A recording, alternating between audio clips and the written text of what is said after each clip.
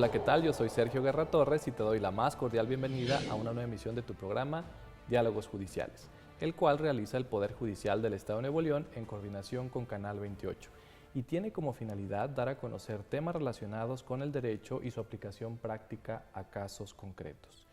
Nuestros invitados e invitadas acuden con nosotros y nos comentan acerca de sus experiencias, conocimientos y de todo aquello que te puede servir a ti para tu vida cotidiana. Quédate con nosotros porque hoy tenemos un programa interesante relacionado con los aspectos básicos del procedimiento penal.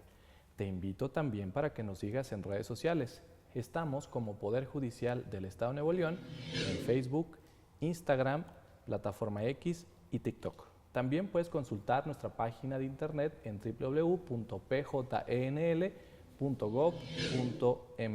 Ahí encontrarás información relevante relacionada con el trabajo que diariamente las oficinas judiciales y administrativas tienen para ti.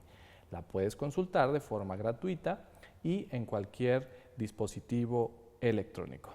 Pues bien, como adelantaba, el nombre del programa es Aspectos Básicos del Procedimiento Penal. ¿Quieres conocer a nuestro invitado? Él se llama Asael Madrid. Te invito a ver el siguiente video. Adelante. Asael Español Madrid López. Es licenciado en Derecho por la Facultad de Derecho y Criminología de la Universidad Autónoma de Nuevo León.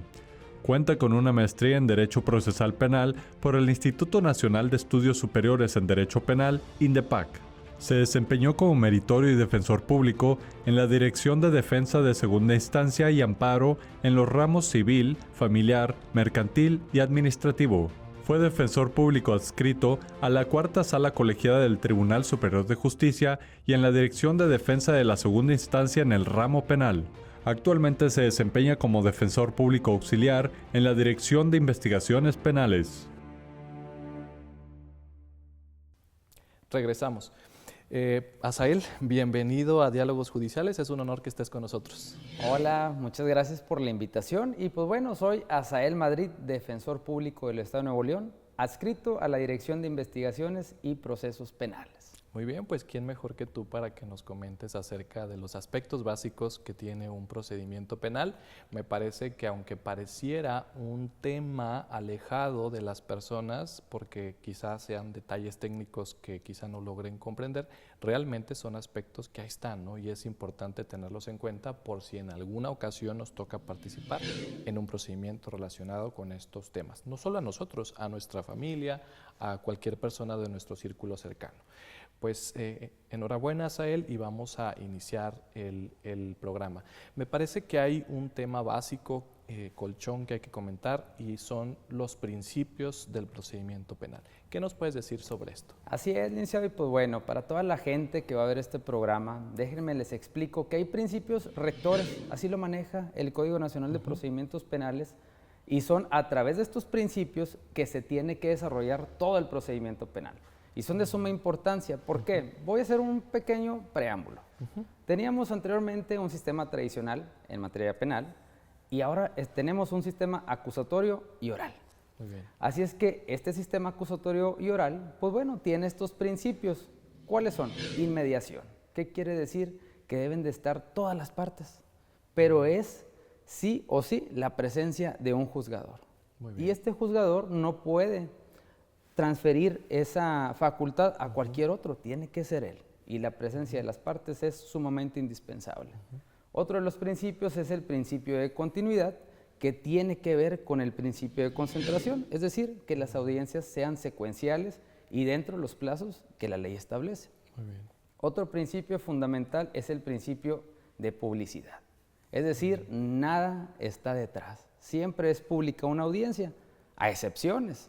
¿Cuáles son esas excepciones? Por ejemplo, cuando se trata de niños, niñas y adolescentes del Estado, o cuando pueda perjudicar el interés de alguna de las partes. También cuando así lo determine el órgano jurisdiccional, dada la trascendencia del asunto que se va a tratar en la audiencia.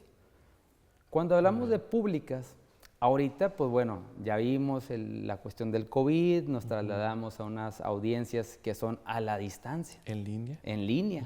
Anteriormente tú podías ir al palacio y poder intervenir en las audiencias como público. Podías ser estudiante, podías ser algún familiar de las personas y tú podías comparecer. para que tú vieras cómo se desarrollaba esa audiencia. Muy bien. Y bueno, un principio muy importante también es el de contradicción. Es decir, tanto fiscalía como defensa tienen la facultad de poder argumentar, de poder contradecir también los datos de prueba que hay en la investigación. Pero no solamente ellos, también los asesores jurídicos, ya sea público, particulares o especializados. Asael, estos principios que tú nos has comentado hasta el momento, vamos a continuar enseguida con los restantes, son aplicables a un procedimiento penal, pero frente a una persona juzgadora, que puede ser un juez o una jueza. Y te lo comento porque regularmente se suele confundir la actuación de la Fiscalía General de Justicia y del Poder Judicial del Estado de Nuevo León. Entonces, ¿qué nos puedes decir acerca de esta interacción entre estos dos organismos públicos que tienen trabajo diferente, pero que al final se complementa en un procedimiento penal? Así es, pues bueno, hay que decir que el Ministerio Público es el encargado de la investigación. Muy bien. Él va a realizar su investigación. ¿Cómo inicia una investigación? Bueno, a través de alguna denuncia, alguna querella o algún requisito equivalente. ¿Y ahí hay principios? Ahí hay principios. Que también aplican los que tú has señalado. Exactamente, y te voy a decir cuáles son. Un principio es el del debido proceso. Como dice la Constitución, las formalidades esenciales del procedimiento. Muy bien. Aquí hay un tema muy importante y lo voy a tocar porque es fundamental a lo largo de todo el procedimiento. ¿Cómo inicia? Con la investigación. Este tema importante es el derecho a una adecuada defensa. Tema súper importante porque es un derecho constitucional que nadie puede renunciar a él. Muy bien. Puedes tener una defensa a través de un defensor particular, un defensor de tu elección, algún especialista en derecho al que tú le vas a pagar, ¿verdad?, sus honorarios. Pero si tú no tienes o no puedes elegir uno, pues el Estado te garantiza ese derecho a través de un defensor público, ¿sí?, en el Estado. Hay veces que cuando a una persona la citan para comparecer a una investigación, se preguntarán, oye, ¿tengo que ir con un abogado? No necesariamente, porque cuando una persona es citada ante el Ministerio Público, ¿qué va a hacer el Ministerio Público? Bueno, va a ir a un oficio a la Defensoría Pública para que le asignen un defensor público. A esa persona. A esa persona. Y este defensor público va a estar a lo largo de todo el procedimiento, hasta que termine en una sentencia, ya sea absolutoria o de condena. Y su servicio es gratuito. Y su servicio es O gratuito. sea, no va a tener que gastar nada la parte. No va a tener que gastar nada. Ni en honorarios. Ni en honorarios, ni en pruebas, porque aquí hay otra cosa muy importante. El defensor público tiene a su alcance peritos. ¿Sí? Peritos en distintas materias y en distintas especialidades. Así es que si se requiere algún peritaje, pues no va a gastar nada, porque el mismo defensor público puede acceder a esos peritajes de forma gratuita. Entonces ya saben, querido auditorio, cuando ustedes estén en vinculación con alguna persona que pertenezca a una defensoría pública, su servicio es gratuito y pues no será necesario pagar honorarios o alguna especie de compensación para que realice su trabajo que por ley debe ejecutar. Entonces comentábamos esta interacción de los principios y me resultó relevante preguntarte precisamente hasta dónde alcanzan y pues prácticamente están en la etapa de investigación y están ya en el juicio que se lleva a cabo ante una autoridad. Tú nos has dicho inmediación, continuidad, publicidad, el de debido proceso. ¿Qué más podemos comentar acerca de estos principios? Fíjate que otro principio fundamental es la igualdad entre las partes. ¿Sí? Todas las partes tienen la misma oportunidad de introducir pruebas, de controvertirlas y estamos a la par. Aquí es algo muy importante y te voy a hablar de las partes que intervienen en un procedimiento penal. Interviene el juzgador, interviene el Ministerio Público y el defensor, pero también intervienen asesores jurídicos, ya sea el asesor especializado en niños, niñas o adolescentes en el Estado, también el asesor que protege al adulto mayor y los asesores para personas con discapacidad. En asesoría jurídica, que es la que representa los intereses de la víctima, también podemos tener asesor privado, el que contrata a la víctima, o decirle a toda la gente que también hay asesores jurídicos públicos. Y estos pertenecen a la Comisión Ejecutiva de Atención a Víctimas del Estado. Muy bien. De igual manera, el asesor jurídico público, lo mismo que un defensor público, no van a pagar ningún honorario, porque es un servicio que ofrece el Estado. Asael, entonces los defensores públicos son personas capacitadas en derecho para estar al pendiente de la defensa de una persona que es imputada solamente, y los asesores jurídicos son distintos, o cómo podemos entender esto, o Sí. puede ser de ambos en su caso. No, vamos a dividirlo. El investigado, imputado, acusado o sentenciado va a ser representado por un defensor, Muy bien. público o particular. Ok. La víctima va a ser representada a través de los asesores jurídicos, público o particular. Especializados desde luego. Así es. Si intervienen niños, niñas o adolescentes, tendrá su asesor jurídico especializado. Si intervienen adultos mayores también o personas con discapacidad, también tendrán ese derecho de acceso a la justicia a través de los representantes legales. Muy bien. Y esta parte resulta muy importante. ¿Por qué? Porque es indispensable la presencia. Es decir, si no está un asesor jurídico de la víctima, no se puede llevar a cabo la audiencia. Si no está el defensor, tampoco. Si no está el Ministerio Público, tampoco. Mucho menos si no está el órgano jurisdiccional. Claro. Entonces, esto es algo muy importante porque a veces las personas dicen, es que no fue mi abogado. Pues bueno, tengan la certeza de que la audiencia no se va a poder desarrollar, ¿verdad? Para que en ese momento la persona que esté participando en una audiencia pues tenga una asesoría adecuada. Así es. Y voy a abonar también, porque ahorita me pareció interesante, que llegamos hasta una sentencia. Pero hay que decir que el derecho a una adecuada defensa traspasa también la primera instancia. Es decir, cubre la segunda instancia, que son los recursos, el amparo y hasta una ejecución de la sentencia. Es decir, es como una especie de acompañamiento legal que no se limita a ciertas etapas del procedimiento que las vamos a comentar más adelante, Así sino es. que es precisamente todo, ¿no? Hasta lograr en su caso pues una total resolución del asunto en cualquiera de las instancias. Exactamente, y que son especializados. Muy Lo bien. más importante. Perfecto, pues vamos avanzando en este tema interesante del programa, que son los aspectos básicos del procedimiento penal. Está con nosotros Asael Madrid. Te invito para que sigas con nosotros. Vamos a una pausa comercial y regresamos. Seguimos en Diálogos Judiciales, transmitiendo por la señal de Canal 28.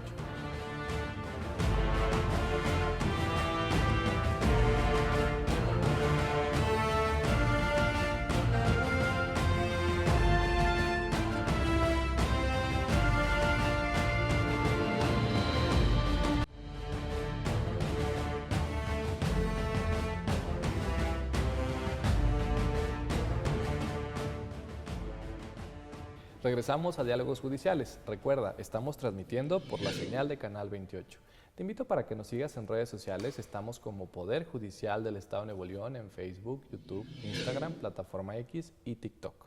Ahí encontrarás información relevante que diariamente los entes del Poder Judicial del Estado publican para ti, y es información gratuita que puedes consultar y descargar en cualquier momento. Bien, en esta ocasión, como vimos en el anterior bloque, está con nosotros Asael Madrid, y él nos ha estado explicando en qué consisten estos aspectos básicos del procedimiento penal. Vimos, por ejemplo, que se relaciona con los principios que debe tener el procedimiento penal. Comentamos que existe la publicidad, que existe la contradicción, el debido proceso, entre otros.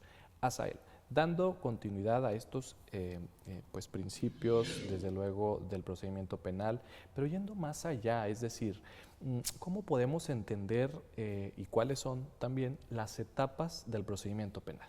Muchas gracias por esa pregunta y le voy a explicar. Una persona que es investigada por la comisión de un hecho delictivo puede llegar al procedimiento penal de distintas maneras. Primero, a través de una investigación. Esta, pues bueno, al inicio con una denuncia o querella. También a través de una orden de comparecencia, que es cuando ya está siendo investigado, ya fue puesto a disposición del órgano jurisdiccional, pero no acude al llamamiento judicial. También a través de una orden de aprehensión, que es lo mismo, no acude a las audiencias, pero ya está dentro del proceso penal. Y también a través de una detención en caso urgente, pero también a través de un control de la detención. Me voy a centrar en el control de la detención, que es cuando una persona la detienen por estar cometiendo un delito o porque inmediatamente después de su comisión lo detuvo la policía. Sin haber una orden judicial. Sin haber una orden lo detienen judicial. porque vieron que cometió un posible delito. Exactamente. Lo vieron cometido el delito o inmediatamente después es señalado por la víctima. Aquella persona me hizo tal o cual cosa y al momento de hacer una revisión le encuentran algunos indicios que hagan presumir que efectivamente cometió un delito. Y aquí hay cosas importantes porque son los tiempos. Muy bien. Los tiempos son valiosos. Y también intervienen muchos derechos fundamentales, principalmente que la persona que es detenida tiene que ser puesta a disposición de manera inmediata ante el Ministerio Público. O sea, las personas que lo detienen siempre deben ser policías, por ejemplo, No necesariamente, porque también puede aplicar la detención ciudadana. de una persona que ve que está cometiendo una conducta irregular y esa persona, al igual que los policías, por ejemplo, lo deben poner a disposición del Ministerio Público. Exactamente, de forma inmediata. O sea, no minuto, bueno, es lógico, ¿no? Pero desde no ya. horas. No sí, horas, no sí, no, horas, ni días, por sí, ejemplo, o que ¿no? lo tengan ahí, sabes que no vino la policía, pero ya pasó mucho tiempo, pues vamos a dejarlo. No, es inmediato. O sea, el Muy tiempo que se tengan que tardar, pero que sea dentro de las actividades propias de la detención. Entonces, pues bueno, ya lo van a poner a disposición del Ministerio Público, la persona detenida. Después el Ministerio Público tendrá 48 horas para poder integrar su investigación inicial y ponerlo a disposición de un órgano de control. Muy bien. ¿Sí? Entonces, son como pasos a seguir que no son arbitrarios para quien detiene a la persona ni para el Ministerio Público, sino que son reglas previamente establecidas que debemos cumplir en su integridad. Así es. ¿Y qué sucede? Pues bueno, aquí ya vamos a tener contacto con las etapas del procedimiento penal, que inicia con una investigación. Hay que decirle a la gente que en esta etapa hay dos fases. La investigación inicial, que comprende desde la denuncia, querella o algún requisito equivalente hasta la puesta a disposición de la persona para su formulación de imputación. Ahorita vamos a tocar el tema de la formulación de imputación y la investigación complementaria, que es desde la formulación de imputación hasta el cierre de investigación. Muy bien. Vamos a tocar el tema de formulación de imputación, que no es otra cosa más que el Ministerio Público le diga a la persona los hechos por qué lo está investigando. Asael, ¿y por qué al hablar de juicios, procedimientos judiciales y más, desde luego, el procedimiento penal, por qué se habla de audiencias? Es decir, ¿esta formulación de imputación debe ser en audiencia? Exactamente, debe ser en audiencia y respetando los principios rectores del sistema acusatorio, como ya dijimos, publicidad, contradicción, continuidad, inmediación. Perfecto. ¿Sí? Y eso, esa formulación de imputación, como tú señalabas, la debe hacer el Ministerio Público.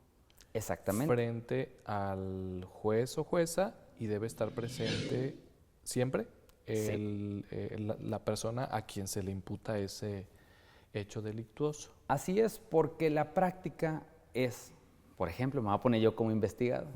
El Ministerio Público va a decir, Asael, te voy a hacer el siguiente señalamiento, que usted cometió tal delito, señalando el tiempo, modo y circunstancias. Eso es importante porque no nada más es decirlo, ¿no? O sea, es una especie como de justificación que el Ministerio Público debe realizar. Así es, y también me va a decir quién me señala y quién depone en mi contra. También si hay testigos, también me lo va a decir, y la clasificación jurídica del hecho, que no es otra cosa más que qué delito posiblemente cometí o participé en su comisión. Entonces, en la formulación de la imputación no hay una investigación hasta ese momento. O es una investigación, como tú decías antes, preliminar. Es una investigación inicial, Inicial, así es. así se llama. Exactamente, es una investigación inicial que hace el Ministerio Público porque ya tiene conocimiento de un hecho con características de delito. Muy bien. Después de esta formulación de imputación, la persona va a poder responder o no al cargo. Es decir, hacer su declaración. Sí, que por lo general es soy inocente o se niega a declarar o... Así es, porque hay que decir que hay un derecho fundamental y es la no autoincriminación. Muy bien. Si yo quiero declarar, lo puedo hacer, pero también si puedo mantenerme en silencio, no hay ningún problema. Y eso no va en mi perjuicio, simplemente no voy a hacer manifestación alguna. Y hay otro que es ¿Esto tiene relación con la presunción de inocencia? Claro que sí, es otro derecho constitucional, la presunción de inocencia, y esto también se embona con los principios Muy bien. que dijimos ahorita, que estamos en un sistema acusatorio y oral. Es decir, que el Ministerio Público tiene que acreditar que yo soy culpable, Muy bien, porque encima de eso está la presunción de inocencia. muy bien. Ya que pasa esta etapa, formulación de imputación, sigue la vinculación a proceso. Es donde el Ministerio Público solicita ante el juez de control que Asael sea sometido a un proceso penal. ¿Y esto es enseguida que termina la formulación de la imputación?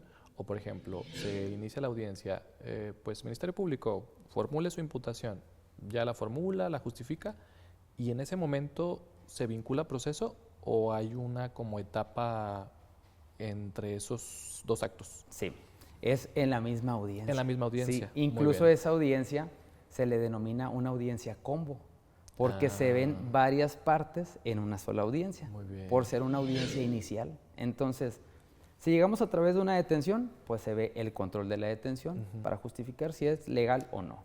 Si es legal, sigue la formulación de imputación. Después seguirá la vinculación a proceso. Muy bien.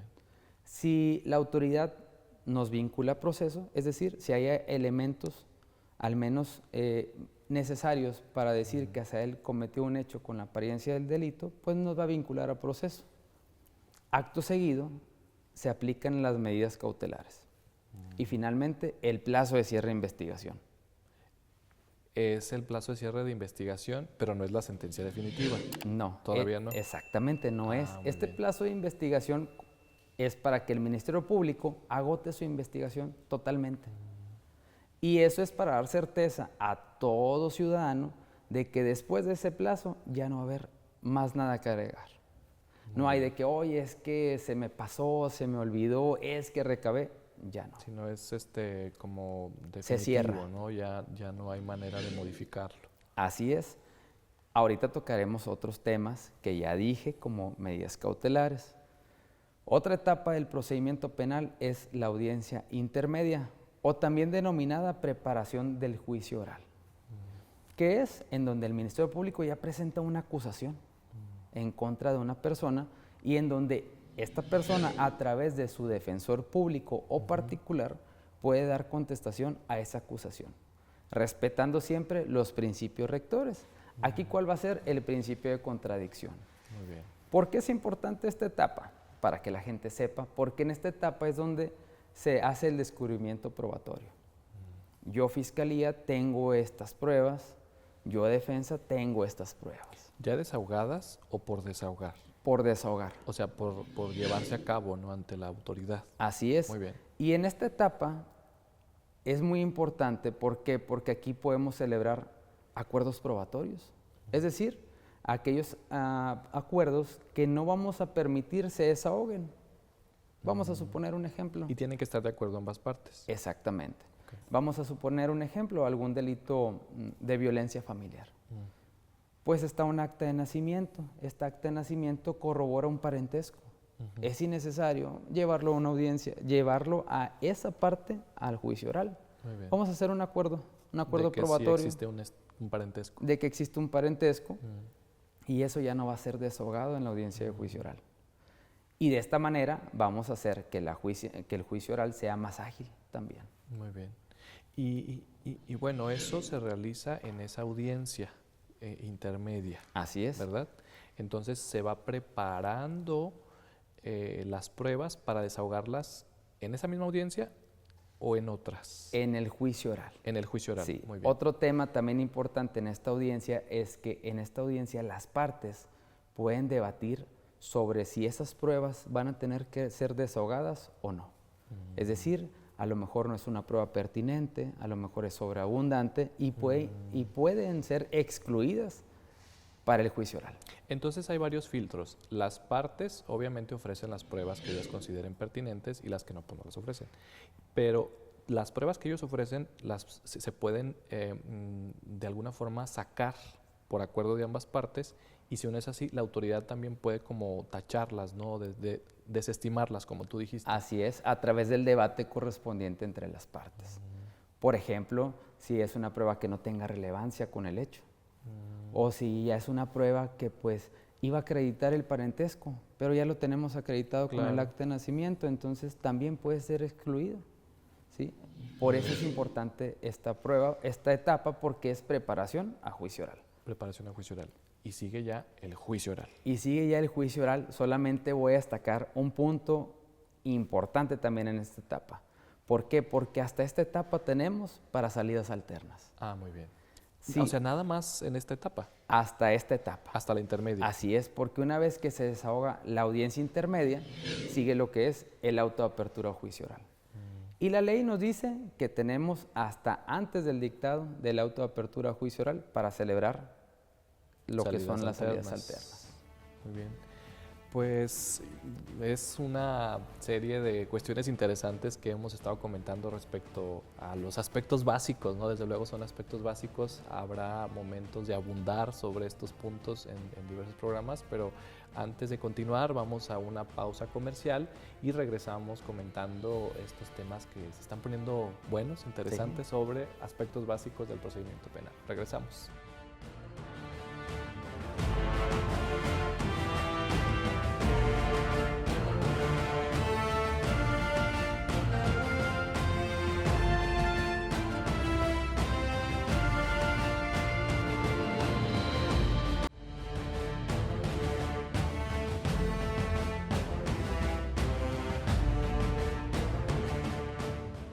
Regresamos a Diálogos Judiciales. Recuerda, estamos transmitiendo por la señal de Canal 28.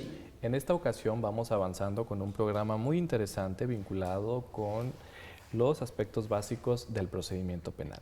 Si tú eres estudiante, si tú estás relacionado de alguna forma con un procedimiento de esta naturaleza, pon mucha atención porque hemos estado comentando, por ejemplo, cuáles son los principios del procedimiento penal, hemos también señalado cuáles son las etapas, qué características reúnen esas etapas y nos quedamos precisamente en la etapa intermedia. Así es. ¿Entendí? ¿Y qué sigue de esta etapa? Pues una vez que ya concluye la etapa intermedia, nos vamos a una etapa de juicio oral, en donde ahora sí vamos a tener las pruebas, las personas y pues bueno, el dictado de una sentencia. ¿Se puede decir entonces que ahí inicia el juicio?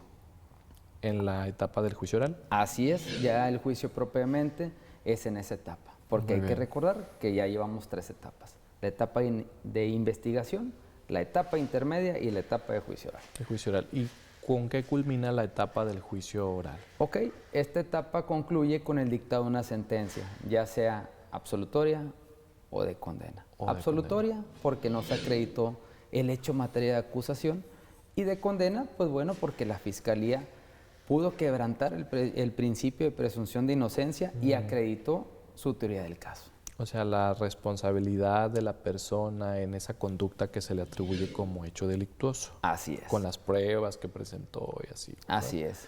Muy bien.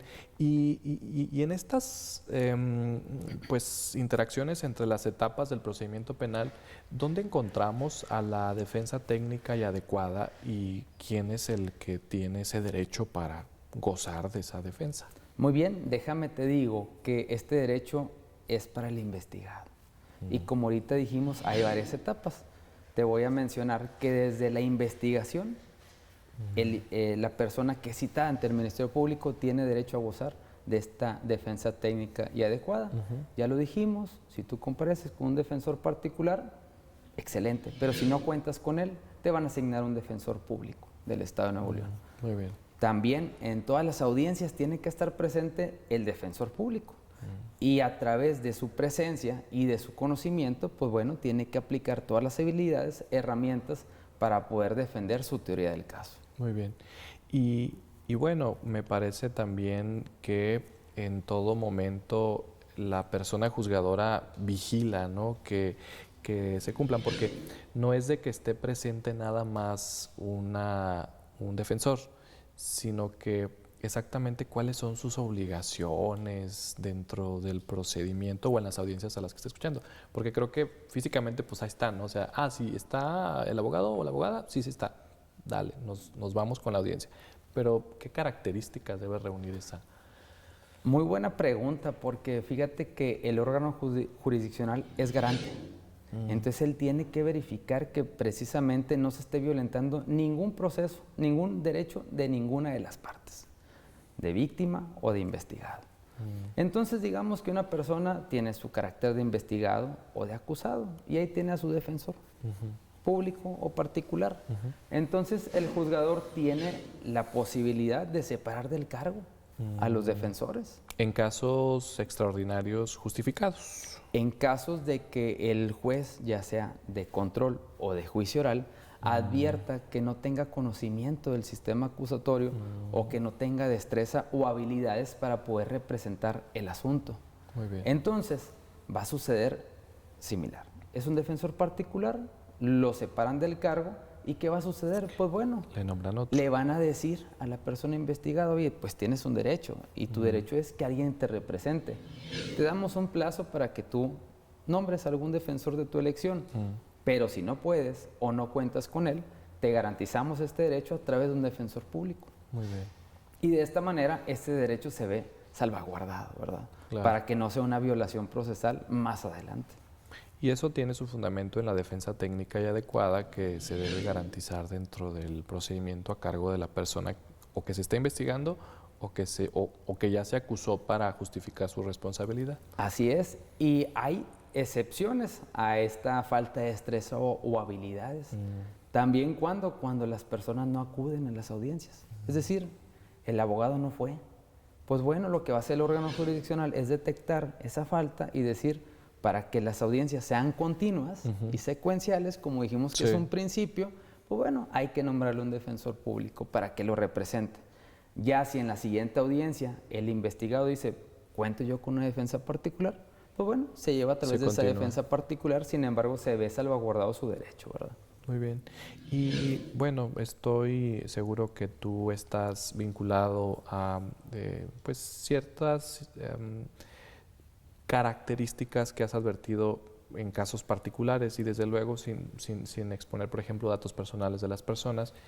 ¿Qué tips o qué consejos nos podrías dar para que se genere una comunicación efectiva entre la persona que se está investigando, que ya se acusó, y el defensor público? Claro que sí. Pues mira, la persona principalmente tiene que saber el hecho por el que lo están investigando, ¿sí? Para que a través de este hecho el ciudadano pueda decir, oye, ¿sabes que yo tengo pruebas? Yo tengo pruebas, estas personas estaban ahí, pues bueno, iniciar con los actos de investigación y recabar las entrevistas.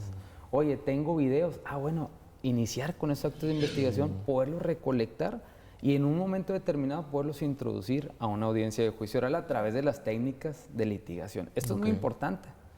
¿Por qué? Porque el defensor tiene que saber técnicas de litigación para poder introducir ese dato de prueba a una audiencia de juicio oral. Si no, pues el juzgador no va a poderlo valorar.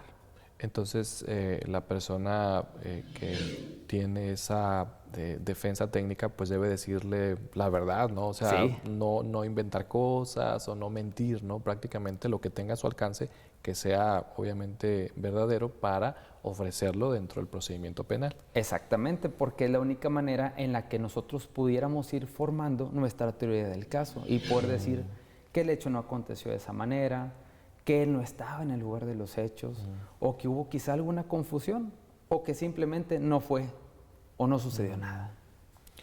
Y bueno, al final de cuentas, la persona puede decidir de un defensor privado o un público. Pero, ¿por qué razón es importante que la autoridad no distinga entre uno u otro? O sea, es decir, ¿hay preferencia siempre para los defensores públicos? ¿O qué grado de incidencia tú has visto en la sociedad sobre estos temas? Muy buena pregunta. No hay preferencias, porque precisamente hay una igualdad de las partes, como lo dijimos. Eso sí, la defensa pública tiene quizá el 90% de las carpetas penales. Muy bien. El otro 10% es a través del defensor particular. Entonces ustedes prácticamente están en el 90% de las que ya se inician en juzgado. Y de las que están en el Ministerio Público. En etapa de investigación. Exactamente. Wow. Porque hay que recordar que o nos pueden ser a través de una investigación, nos pueden asignar a través de una investigación o nos pueden asignar a lo largo de todo el procedimiento. A lo mejor en una audiencia para imputación, o quizá en una audiencia intermedia, o quizá en una audiencia de juicio oral. Muy bien. Esto porque no fue el defensor particular o porque hubo una separación del cargo advertida por el órgano jurisdiccional. Muy bien, pues las estadísticas revelan que prácticamente tienen ahí el control, ¿no?, de garantizar que las personas tengan una defensa técnica y adecuada. ¿Qué más nos puedes comentar acerca de este importante derecho, la defensa técnica y adecuada? Suena muy padre, pero realmente tiene muchas implicaciones en la práctica. Claro, y lo principal es que el defensor conozca, que conozca el procedimiento penal. No es estar presente por estar. Exactamente. Sino estar presente, pero ahora sí que una presencia física no es suficiente, sino una presencia cognoscitiva, ¿no? O sea, de conocimiento del asunto. Que conozca el sistema y también que tenga una estrategia a seguir. Muy bien. ¿Por qué? Porque no todos los asuntos necesariamente van a terminar en un juicio. Pueden terminar en salidas alternas, que lo abordaremos más adelante, pero me anticipo, que son suspensión condicional del proceso y acuerdos reparatorios. No todos los delitos entran. Ahorita veremos cuáles son las características de estas salidas alternas. Pero también que, ya dijimos, tenga conocimiento, tenga una estrategia y habilidades. Muy bien. Habilidades, ¿por qué? Porque sabemos que tenemos que estar al pendiente de todo. En una audiencia de juicio oral, vamos a situarnos en ella, pues está la persona, están los testigos, los peritos y todos los que intervienen. Para ese punto tú ya tienes que conocer tu carpeta, la carpeta de investigación y saber cuáles son los puntos que vas a tener que tocar. Y de esa manera tú vas a poder, a través de la argumentación, solicitar una sentencia absolutoria.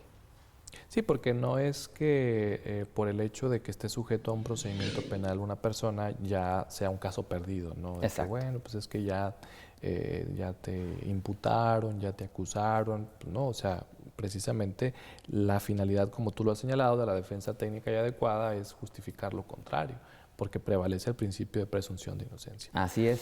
Y tres cosas muy importantes, fíjate que veía yo y pensaba, ¿cómo elegir un buen abogado? ¿Sí? Entonces, primero, el abogado no va a leer. ¿Por qué? Porque, como dijimos, es la oralidad, la herramienta a través de la cual se va a realizar las argumentaciones. En las audiencias. En las audiencias, sí, no podemos leer. Otro, no podemos garantizar el éxito. ¿Sí? Si un abogado dice, lo vamos a ganar, eso no se puede. ¿Por qué? Porque en una audiencia de juicio oral es algo impredecible, no sabes qué va a suceder. Sí. Y tercero, que el abogado sepa técnicas de litigación. Porque de nada nos sirve tener todas las entrevistas, tener videos o tener evidencia material si no vamos a saber cómo introducirlas. Claro. Y al no saber cómo introducirlas, pues obviamente el juez no va a poder tener alcance a ellas y no va a poder valorarlas y por ende va a trascender en el resultado del fallo. Sí, es que de alguna manera el actuar de las personas defensoras pues tiene una importancia relevante, sobre todo porque no solo la falta de destreza para argumentar o para incorporar aspectos a un procedimiento penal tiene una gravedad considerable, sino también la omisión de no aportarlos como tal, ¿no? En forma lisa y llana. Y bueno, pues al final de cuentas esos temas los va a verificar la autoridad que lleve a cabo el procedimiento. Ahora, Asael, ¿cómo revertir esa idea que existe en la sociedad respecto a que nadie quiere ir a la cárcel, pero que realmente el hecho de no ir o ir pues tiene su fundamento aquí en el procedimiento penal, ¿no? O sea, todo lo que se actúa en el procedimiento penal es relevante para determinar si en su caso existe una pena o no? Así es, y voy a tocar un punto muy importante, que son las medidas cautelares. Así es. Vamos a decir que una persona es detenida en flagrancia, ya dijimos, cuando comete un delito. A esta persona la llevan al Ministerio Público. Aquí interviene una autoridad muy importante que es la Unidad de Medidas Cautelares y Suspensión Condicional del Proceso. Muy bien. Y se van a preguntar, ¿y esa autoridad qué hace? Pues bueno, esta autoridad va y visita y entrevista a las personas detenidas. Les va a preguntar su nombre, domicilio y les va a pedir fuentes de verificación para poder corroborar que se llama así, que vive ahí, que tiene un trabajo, que tiene familia, y a través de un reporte, de una evaluación de riesgos, nos Sí. va a decir tanto a Defensa como al Ministerio Público: Asael vive en tal parte, tiene familia, trabaja en tal lugar. Si la unidad de medidas cautelares puede corroborar esta información, podemos tener nuestra libertad. Podemos. ¿sí? Durante el procedimiento. Durante el procedimiento. Muy bien. Pero si la unidad de medidas cautelares dice, no pude verificar la información, tenlo por seguro que pudiéramos estar en prisión. Y la autoridad lo va a decretar como medida cautelar. Exactamente. No como condena todavía. Todavía no llegamos hasta allá. No. Al menos en esta etapa. Así es, ¿verdad? en una etapa inicial y a lo largo del procedimiento, hasta antes del dictado de sentencia, es como una medida cautelar. Prevalece esa medida cautelar. Muy bien, pues vamos avanzando en los aspectos básicos del procedimiento penal. Ha estado muy interesante lo que nuestro invitado ha comentado en relación con estos temas. Asael Madrid ha sido pues muy puntual respecto a ciertas precisiones que es necesario tener en cuenta en un procedimiento penal. Vamos a una pausa comercial y regresamos en Diálogos Judiciales. Recuerda, estamos transmitiendo por la señal de Canal 28.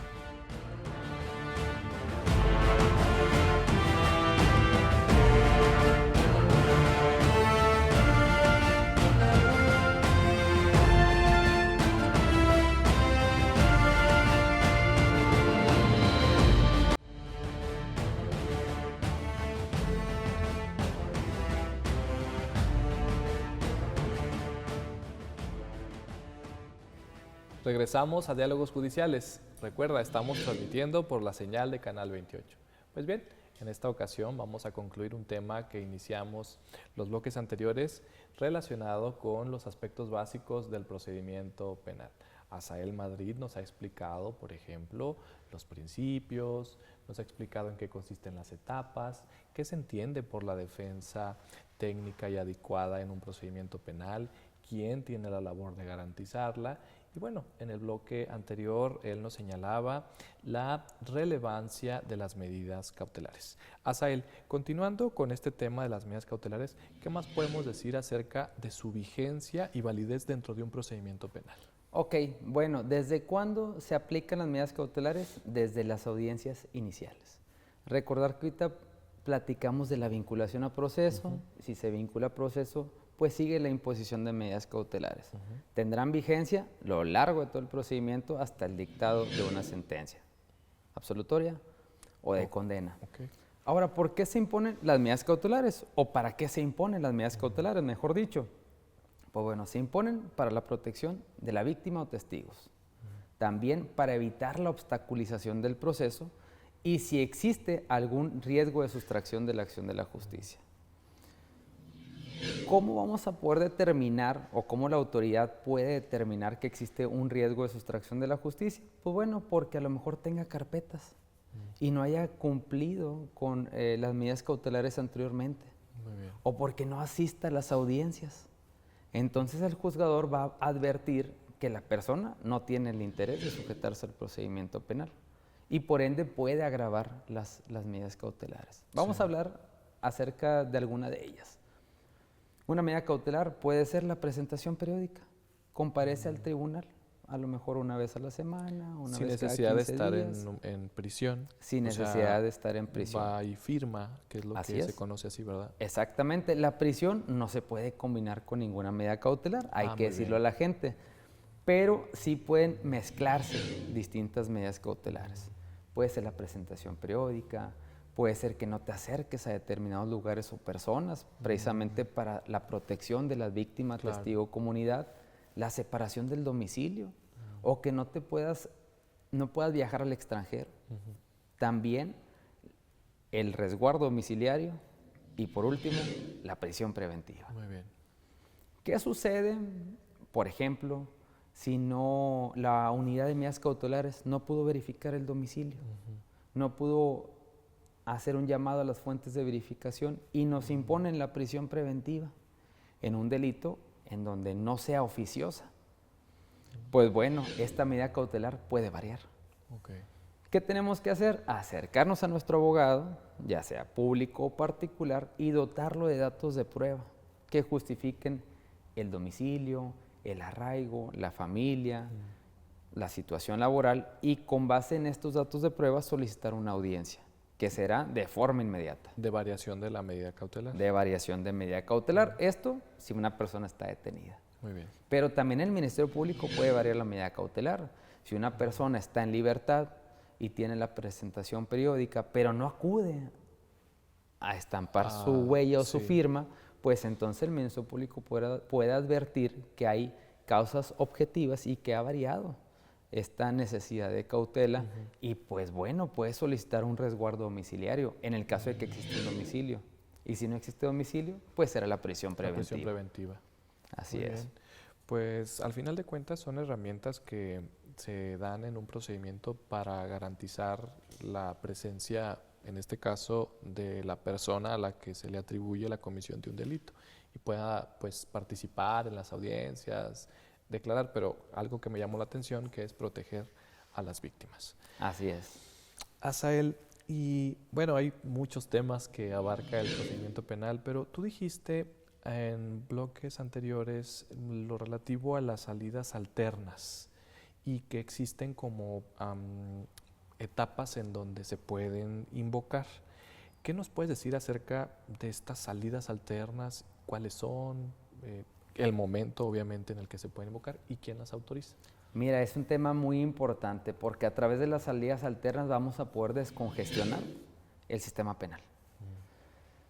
No todos los delitos permiten salidas alternas. Debemos de saber que hay delitos graves que no nos van a dar la oportunidad de poder acceder a estos mecanismos de aceleración. ¿Cómo cuáles delitos? Por ejemplo, homicidio calificado, violación, secuestro, trata de personas y delitos que tengan que ver con materia fiscal. Al hablar de delitos graves y al hablar de salidas alternas que no son aplicables a los delitos graves, implica que no haya posibilidad de llevar a cabo un convenio o un acuerdo entre las personas involucradas. Así es. No van a aplicar para salidas alternas, pero sí pueden aplicar para mecanismos de aceleración. ¿Cuál es un mecanismo de aceleración? El procedimiento abreviado. ¿Qué es el procedimiento abreviado? Pues bueno, es que la persona investigada acepta la responsabilidad en ese hecho que se está investigando. Acepta ser juzgado con los medios de prueba que hay hasta ese momento y renuncia a un juicio oral. Muy bien. Pero siempre tiene que estar informado de los alcances. ¿Por qué? Porque se va a dictar una sentencia de condena. Claro. ¿Cuál es el beneficio de un procedimiento abreviado? ¿Cuál es el beneficio que yo diga, sí lo hice yo y acepto ser juzgado y ser condenado? Pues bueno, el beneficio es la reducción de la pena. ¿Y hay como un parámetro en todos los casos del procedimiento abreviado o eso lo determina la autoridad? Lo determina en este caso el Ministerio Público. Ah, muy bien. Sí, es una facultad del Ministerio Público la aprobación del procedimiento abreviado. Para eso tiene que haber ciertos aspectos. ¿Sí? ¿Cuál es un aspecto? Primero, reparar el daño. ¿Sí? Tenemos que reparar el daño porque es uno de los fines del procedimiento penal, Sí. la reparación del daño. Segundo, que lo solicite la persona investigada, ya acusada. Y tercero, que se ajuste a las penalidades. Hoy te dije una reducción de la pena. Bueno, hay delitos dolosos y hay delitos culposos. En cualquier caso, dice la legislación, el Ministerio Público en delitos dolosos puede reducir una tercera parte. Entonces, eso es muy atractivo. Sí. ¿Por qué? Porque quizá a través de esa reducción de la tercera parte puedas acceder a beneficios carcelarios Claro. y puedas salir de prisión. Y en delitos culposos hasta una mitad de la pena. Muy bien. Eso como un mecanismo de aceleración. Sí. No de salida alterna. No de salida alterna. La salida alterna son dos, el acuerdo reparatorio y la suspensión condicional del proceso. En estos dos, tema fundamental, la reparación del daño. ¿Sí? Este es un tema toral en todo el procedimiento. En ese momento, ¿verdad? O sea, que Así se acuerde también sobre la reparación del daño, no como de forma aislada el acuerdo reparatorio. Así es. Y estos dos tienen aplicación a lo largo de todo el procedimiento. Por ejemplo, el acuerdo reparatorio lo pueden hacer incluso en la etapa de investigación. Es decir, no tienen que estar a disposición de un órgano jurisdiccional para poder resolver su conflicto en un acuerdo reparatorio. Y lo pueden hacer en sede ministerial. ¿Qué sucede si ya nos mandan ante un juez? Pues bueno, también podemos realizar el acuerdo reparatorio, ya sea con Poder Judicial o en Fiscalía. Muy bien. ¿Y en qué consiste? Pues básicamente en que yo me voy a someter a unas condiciones y voy a proponer un plan de reparación. ¿Cuál es la consecuencia? Que se extinga la acción penal, es decir, que ya no me investiguen por este hecho. Muy bien. Y hace las veces de una sentencia absolutoria. Ahí termina ya el Ahí procedimiento. termina y no tengo ningún antecedente, ninguna sentencia de condena. Y es muy importante. El plan de reparación no tiene que pagarse inmediatamente. Puede existir un plan. Como un plazo. Exactamente, un plazo. Y si estamos ya en un proceso penal, es decir, ante un órgano jurisdiccional, este acuerdo reparatorio lo va a revisar el juez de control. Y si él considera que las condiciones son aptas, idóneas y hay igualdad, lo va a sancionar. Muy bien. Y se va a suspender el procedimiento para su cumplimiento. ¿Cuáles no ingresan en acuerdos reparatorios? Los delitos de violencia familiar y sus equiparables. ¿Que son delitos graves o...? No son delitos graves, pero pues, no su permiten. impacto, ¿no? La consecuencia del propio delito no permite como que ese contacto, esa negociación entre las Así partes. es. ¿Cuáles sí ingresan como un acuerdo reparatorio? Aquellos que sean por querella o que permitan el perdón de la víctima. De la víctima. Así es.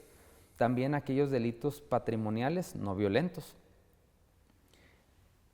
Estos son los delitos que permiten acceder a esta salida alterna. Pero tenemos otra, dijimos, la suspensión condicional del proceso. Ajá. Y esta suspensión condicional del proceso sí nos dice, tienes que estar ya en el proceso penal. ¿Por qué? Porque yo tengo la oportunidad desde que una vez que se dicte la auto de vinculación a proceso, hasta antes del auto de apertura a juicio oral. Okay. Durante todo este tiempo yo voy a poder solicitar esta salida alterna y consiste en que la persona investigada se comprometa a ciertas condiciones frente a la víctima y también haga un plan de reparación del daño. ¿Cuáles condiciones pueden ser esas? Tener un domicilio, no acercarme a la víctima, no generar actos de molestia, tener un trabajo, pero también participar en programas especiales para la prevención y tratamiento de adicciones, cumplir con los deberes de deudor alimentista, ¿sí? Y aquí también les da una potestad al órgano jurisdiccional para que el juez de control el juez de control pueda imponer alguna otra condición que a juicio de él logre la efectiva tutela de los derechos de la víctima. Y es como una pausa al procedimiento, entonces. Así es, se suspende el procedimiento y aquí vamos a tener plazos, que puede ser un término mínimo de 6 meses hasta un término máximo de 3 años. Y si dentro de esos plazos todo va bien, tiene un domicilio, no se acerca a la víctima, trabaja, o sea, ¿ya termina todo ahí o puede como reactivarse aún así? Muy buena la pregunta. Si todo está muy bien, se termina y es como el dicta una sentencia absolutoria, se extingue la acción penal. En la etapa, en donde nos hayamos quedado. Ok, muy bien. Pero ¿qué pasa si se incumple? Vamos a retomar entonces el tema de la unidad de medidas cautelares. ¿Recuerdas que ella fue la que nos hizo un reporte exactamente. de riesgos? Ajá. Entonces, como hace una evaluación de riesgos al momento inicial, también en las suspensiones hace un reporte para saber si se está cumpliendo con las condiciones. Y si la unidad de medidas cautelares detecta que no se está cumpliendo con las condiciones, va a emitir un reporte de incumplimiento. Muy bien. Y a través de este reporte de incumplimiento, pues vamos a hacer llamados a una audiencia en donde se va a verificar por qué estamos incumpliendo. No es malo. Claro. Simplemente se va a escuchar a las partes y nos pueden dar oportunidad de ampliar esta suspensión ¿Todavía? Para poder cumplir. Como una segunda oportunidad. Como una segunda para oportunidad. gozar de esos beneficios de la suspensión condicional del proceso. Así es. Muy bien, Acel, pues hemos abarcado muchos temas que desde luego se podrían explicar cada uno en un programa. Sí. Esperamos contar con tu presencia en posteriores programas para que nos expliques a detalle estos temas. Creo que pues tú mejor que nadie está en contacto todo el tiempo con esto y pues el auditorio debe saber que existen etapas, que existen principios, que existen reglas y que no es arbitraria la actuación tanto de los ministerios públicos, autoridades involucradas, defensores, etcétera, en un procedimiento penal. Antes de concluir este programa, me gustaría que nos dijeras si en su caso tienes algún medio de difusión oficial en donde pudieran escucharte en nuestro auditorio o que tú compartas algún contenido. Sí, muchas gracias. A través de TikTok, búsquenme Asael Madrid, con H al principio y Z. Muy bien, pues ya saben, si quieren seguir aprendiendo, si quieren seguir pues disipando ahí sus dudas, desde luego las redes sociales son una plataforma interesante, pues sigan a nuestro invitado Asael Madrid.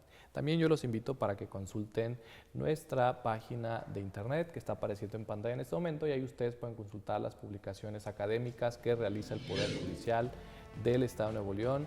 Son para ti, son gratuitas, las puedes consultar y descargar en cualquier momento. Muy bien, pues Asael, muchas gracias de nueva cuenta por estar con nosotros. Yo te obsequio en este momento una taza del programa Diálogos Judiciales para que en tus audiencias ahí nos esté recordando y tengas presente la invitación a este programa. Muchas gracias por la invitación. Muy bien, esto fue Diálogos Judiciales. Nos vemos en una nueva emisión de este programa. Hasta luego.